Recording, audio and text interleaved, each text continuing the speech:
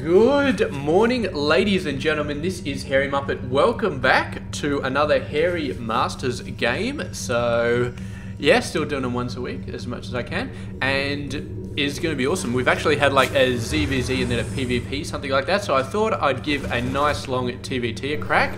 Check this out, and yeah, we've got a couple of very, very awesome players on this map. Oh, that guy just got owned. So up the top right side of the map is Mr. Polt, 26 years of age from South Korea, sponsored by CM Storm and I Buy Power. Yeah, he should, yeah, I don't know. I guess he is sponsored by both, but it just seems like I Buy Power is just like, it's just such a silly name. It makes me feel weird, like saying it every single time I do a cast with Polt in it, so maybe I should just ignore that next time. But his opponent up the top left side of the map is Mr. Windy, otherwise known as Major. He is 21 years of age from Mexico and is currently teamless, but he was part of Root Gaming until the end of January this year. So definitely it was part of Root Gaming or some, I think is some team when this was cast. So this is quite an old replay. So yeah, he may have come and gone from Root Gaming by in between now and when this replay was actually cast. But yeah, who knows? So these Marines going to get a few seconds to actually attack this, but Mr. Windy does come back with a bunch more Marines and is going to hold it off there. He's got 4, which is very, very nice. And yes, that barracks with the fast reactor on it really, really paying dividends for Mr. Windy. And now he's got to lift it off and start getting some Hellion action on. So it's a bit of a change from the standard playstyle. A lot of players will go for the barracks, get the reactor out, and get the factory up to the point where the reactor and the factory finish at the same time. But Windy did go for the reactor a bit earlier so we could get out a bunch more Marines. In fact, I think it was enough time to get 2 sets of 2 Marines out with that reactor. So maybe delayed the factory by a little bit, maybe, but it's definitely worth it. And when you're going out for a relatively fast command center, relatively fast expansion, like I think Windy did here, usually you want 2 barracks to sort of see it off, to sort of be able to secure it, because you need those extra Marines to be able to secure it. So instead of going for 2 barracks, he just went for a very early reactor on the first barracks, and that sort of worked out. But the Banshee is coming out, and did he know this Banshee was coming? I'm not too sure, but we do have missile turrets coming up. He's going to need to get one. There we go. There's another one coming up right there. This must have finished already. So yeah, missile turret, missile turret. This one not really covering the left side, so may be able to snipe some guys on the gas there, but yeah, it's going to be tough. There we go, missile turret up, so that should be fine. Now Windy looking to do something here. Gets the Hellions up the top side, facing only Marines. The Marines going to be running for it. And we do have a tank though, and the tank is on the other side of the supply depot, so not much going to happen here. Might be able to take out this command center, but who knows. Looks like the Banshee going to be running off there. Another Banshee coming out here, going to be sniping up a few Marines. Windy knows there is nothing he can do about that. Even if he got a scan off, I don't think he had enough Marines to actually kill that Banshee. So very unfortunate. Would have been great, absolutely fantastic for him if he could snipe that command center. But 3 Marines and a bunch of Hellions, he just didn't have the DPS. Oh no, it just gets out of there just at the last second. Damn. No, this guy actually has full health. I thought he had extremely low health, but it's just this one who has extremely low health. So the Banshee harass taken care of very nicely. Windy moving out across the map and putting a fair bit of pressure on Polt, and actually looking pretty good in this game so far. Hasn't really taken more out, hasn't really destroyed too much more. He's actually lost more because his Hellions going down to the siege tank. But yeah, I'd say that Windy, in terms of map pressure, in terms of map presence, Windy probably is in a pretty good position. I mean, the Banshees obviously have some map presence, but Banshees are not an army unit, they're a harassment unit, so it's only in very, very rare circumstances we've actually seen the Banshee as anything other than a harassment unit. So in terms of map presence, I think that Windy definitely has it here, but his map presence is sort of, because he can do whatever he wants, but there's the ever-present threat of the Banshees all over the place, and he hasn't really got. I mean, he's going out with a ton of Hellions at the moment. What are the Hellions going to do against Banshees? absolutely nothing. So it's kind of a odd sort of situation where Windy can do whatever he wants, but if he's within range of the Banshee, then he's going to get owned. So yeah, it's going to be interesting. We got a nice little blockade over here in case the Banshees come back. Another Banshee, man. Polt really liking his Banshees at the moment. He's got, oh, I thought he had 3. No, he's just got 2. But I think he repaired the one that was at low health, because I don't think he's lost a Banshee yet. He might be about to, though. 2 Vikings going nuts. The Banshee running for it. Does get blown up. Very unfortunate. The other Banshee coming on in, but that missile turret is still going to be there, so might be able to snipe some workers. Does find a sweet spot here. Very nice.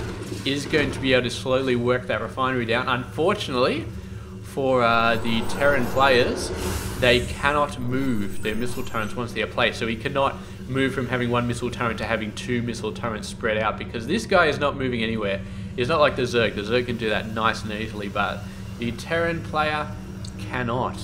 It's one of those ironic things, like the Terran player can move his big buildings and the Zerg player can move their defensive buildings. So it's kind of a nice sort of up and down scale sort of balance thing between those 2 races. And the Protoss can't move anything, but yeah, they're Protoss, so sucks to be them. They don't really use too many static defenses anyway. They don't really use cannons and stuff. They just warp in zealots or warp in stalkers wherever the hell they need to. So that's their fast moving static defense. So the Banshee's still moving out. What have we got here from Mr. Polt? A whole bunch of tanks, 5 tanks. Decent amount of Triple M, a little bit on the small side, but I guess all they have to do is really protect the tanks. If they protect the tanks, then that is going to be awesome. Windy going out with a whole bunch of Hellions. He's got quite a lot of Hellions, and they do have Blue Flame, which is nice. So the Triple M is going to be, they're not going to be too good. The Marines are going to die very quickly. The Marauders will probably hold off a little bit longer. And yes, we do have a 3rd base coming out here. We also have a Hellion waiting for these guys. Very nice. Haven't had a look at the income actually, but it's 61 over 57. So extremely equal for both players. This Hellion, oh man, stopping that 3rd base. It wasn't really stopping it. It was already built, so just going to move on down there. And Polt obviously feels like this base is a pretty open target, so he's going to fall back, be defensive. But yeah, I don't know. Windy has moved up to 67 workers, really pushing his workers, going for the 70 number and maybe something above that. So I don't think Windy is feeling like he's in the position where he needs to go out and destroy some economy of Polt, because he's already ahead. So as long as he stays ahead, he's just going to be able to sit back, macro up, get a bigger army, and then eventually he'll just go out and he'll just start owning stuff. And he's keeping that going. No, 73. He stopped at 73 workers. Polt's still going. He's on 65, so he's going to keep on pushing it. So maybe able to catch up. And I'm not actually sure how much these guys know about how much economy the other person has. It's probably one of those things where they're just mostly guessing, or maybe they just have their own internal goals and they say, alright, I'm going to get up to 73, alright, I'm going to get up to 65, alright, I'm going to go for this unit, I'm going to start pushing tanks, so I need more workers. I think that's more the case of it. They're not really trying to balance each other out. The balancing just sort of happens fairly naturally depending on what they're building and what they're doing and what they want to see on the map. For example, Windy right now, he's obviously got some idea there's a big army coming his way, so he's not going to be building workers. He's going to be putting everything he can into getting defenses, and he's doing a pretty good job. 7 versus 7. He's got a whole bunch of Hellions, which I'm presuming will be able to morph into Hellbats pretty soon. So it's going to be full mech versus a bit of Triple M, quite a lot of Triple M actually, with some very nice tank support. So this thing gets cancelled, the Hellion moves across, and we do have a scan from Windy, so he's going to see this entire army. Then he's going to set up his own tanks to make sure that these guys do not get in range. There we go, there's a high ground advantage, and we know that Windy has the Viking advantage. I don't think, no, Polt has no Vikings at all, absolutely none.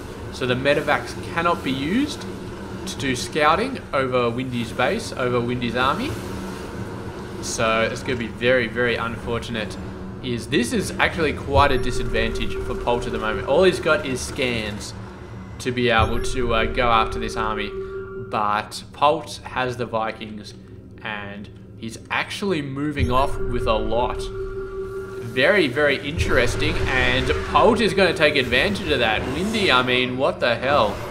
Leaving 3 tanks, defend off this entire army, and Polt just goes for it. Just gets a whole bunch of marauders, sends them down, snipes the 3 tanks.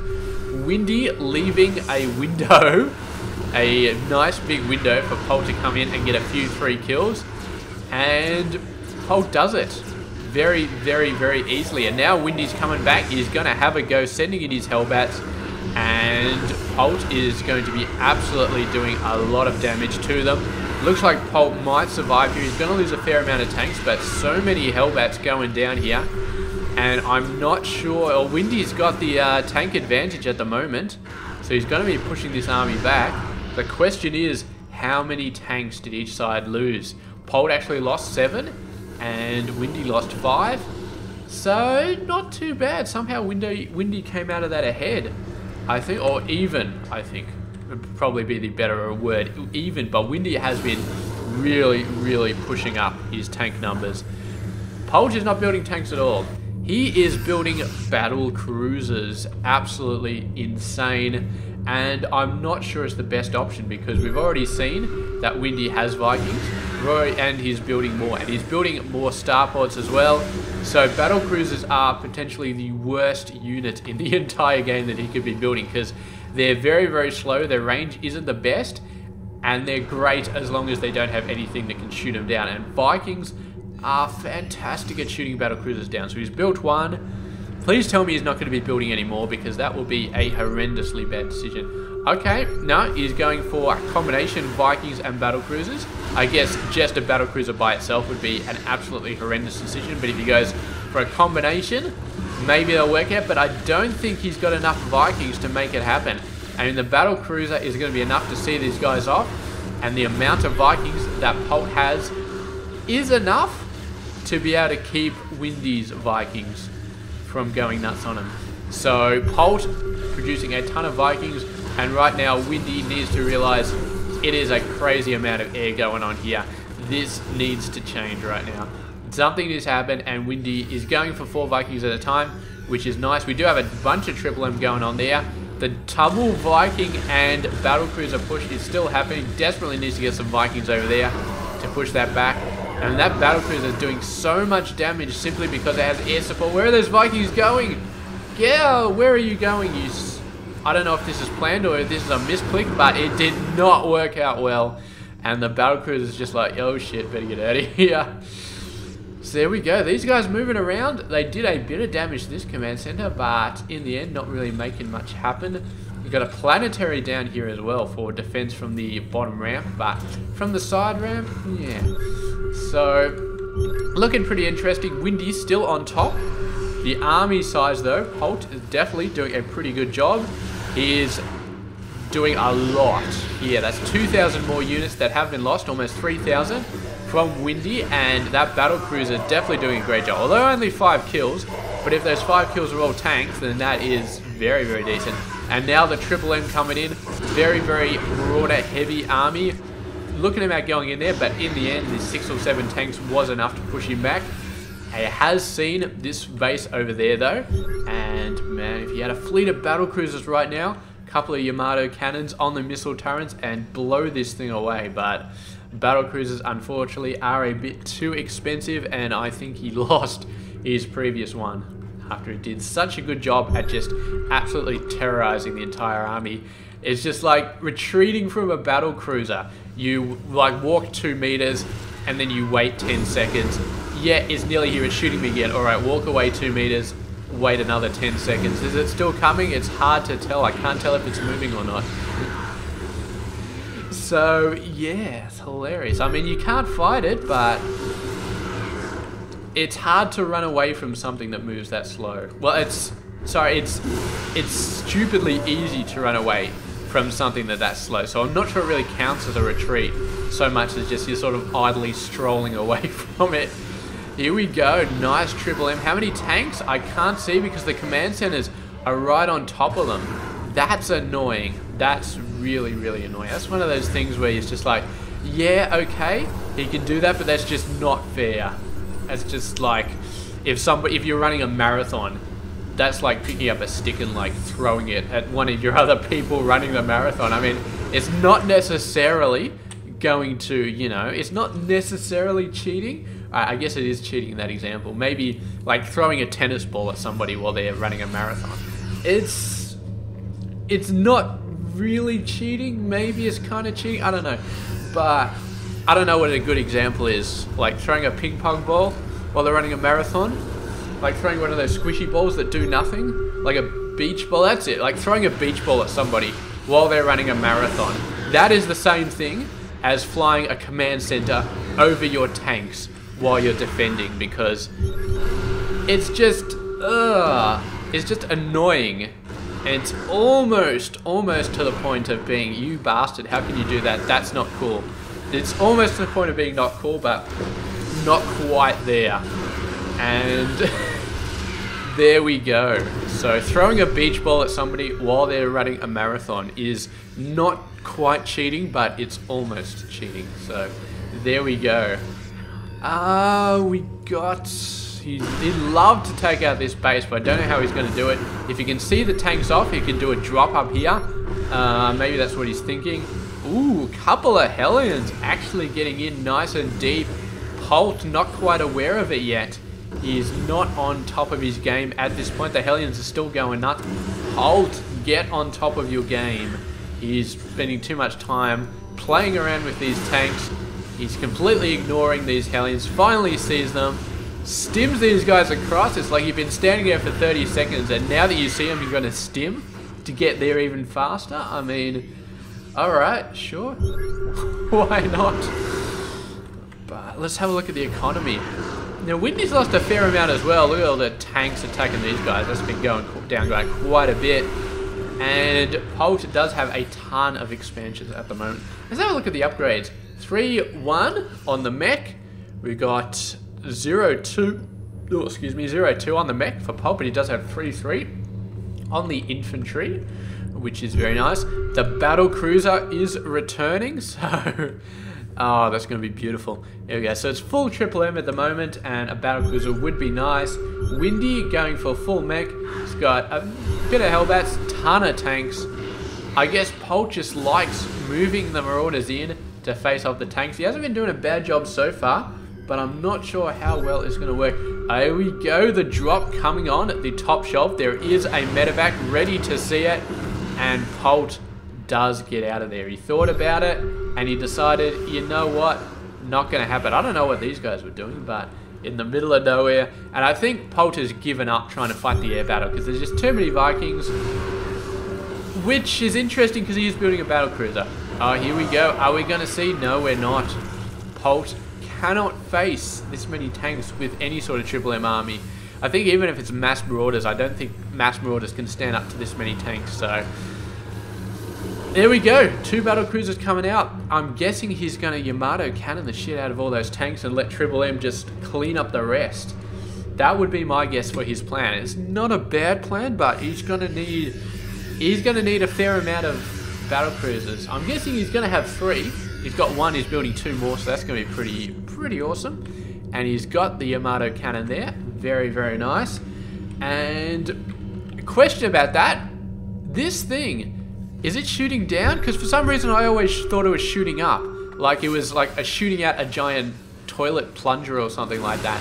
Or maybe this is like the bit going into the ship and it was shooting up. So this round sort of bit is actually the bit that's facing out, and that's where the laser beam comes out. But I'm starting to think that actually it's shooting down. So this laser beams on the side is actually shooting down, and this is actually the lightning's coming out of the bottom. So it's not like a massive plunger launcher or something like that, like toilet plunger launcher or anything. It's actually a laser beam coming out of the bottom. But whatever. I mean, that would be awesome if it actually did shoot out like a giant toilet plunger, because I mean, toilet plungers are one of those things where you look at it and you're looking really, really hard, and it's almost impossible to figure out if it's a brand new one, if it's been cleaned, or if it's been recently used.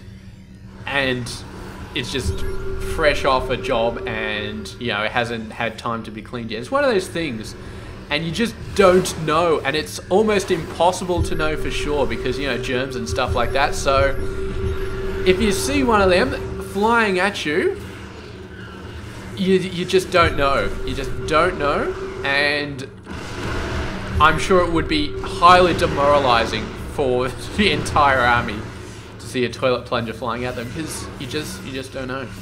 Here we go, got a nice snipe coming down here. No mining really going on, so not too much happening. It looks like they're going to go around. The tank's coming in.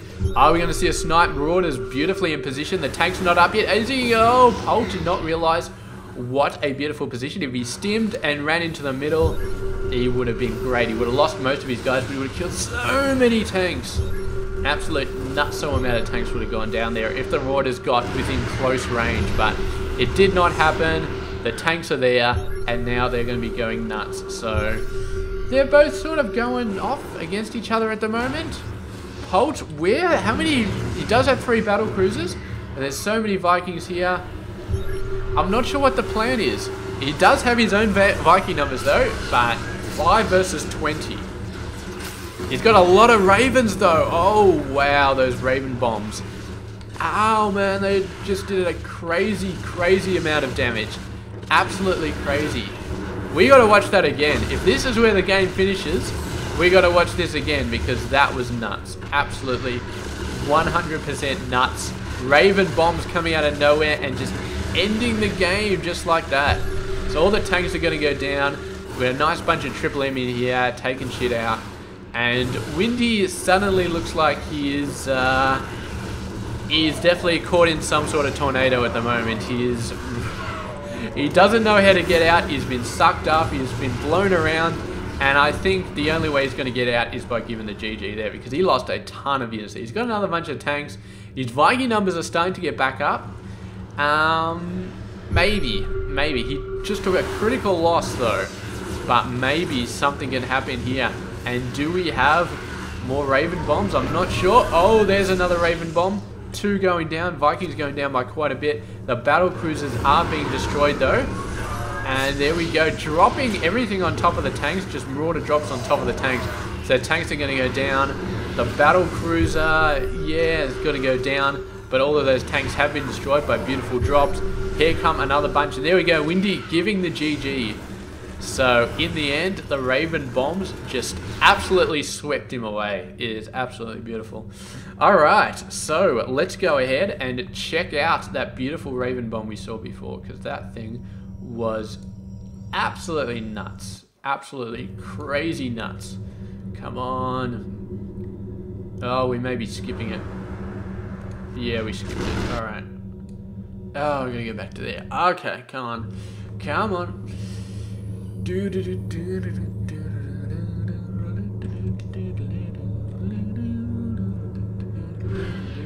Alrighty.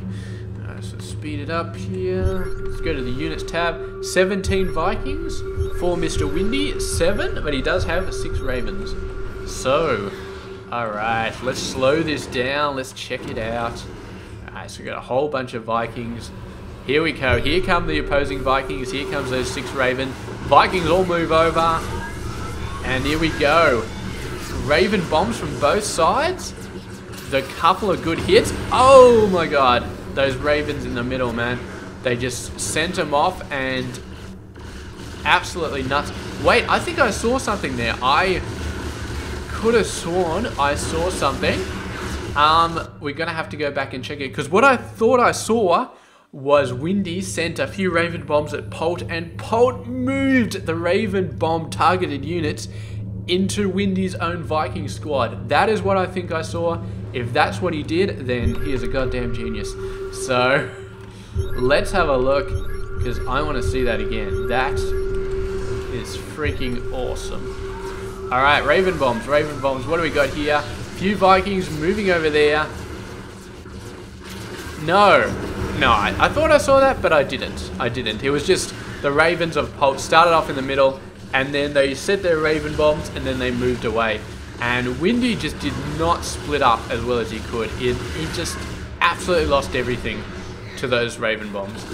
So it's just a case of bad micro for 10 seconds of the game results in the whole loss, I think. I mean, it's hard because he had like, what, 15, 20 Vikings, 17 Vikings, and there were 6 Raven bombs shooting at him. So I think he moved all of them, but he moved all of them together, and he didn't move them far enough. So the Raven bomb took him out, and that is game done right here. So thank you very much for watching this game. Spin it up to get to the end. And yeah, absolutely beautiful stuff from both players. But Polt did a great job. Actually got some battle cruisers out and did some damage with them, which is nice. But yeah, they were kind of interesting. I guess they're like the tank of the skies, pretty much. They soak up so much damage, and they get out there and they do a decent amount of damage on themselves. They're not really the tank of the skies, because the tank of the skies will do a crap load of damage, and the battle cruisers don't really. They got a very interesting sort of damage mechanic which relies on them being quite close. So yeah, but anyway, that has been this game. It has been a very awesome game. I'm very glad to have cast it, and I will catch you guys next week with another game, so stay tuned for that. This has been Hairy Muppet. Hope you enjoyed this game.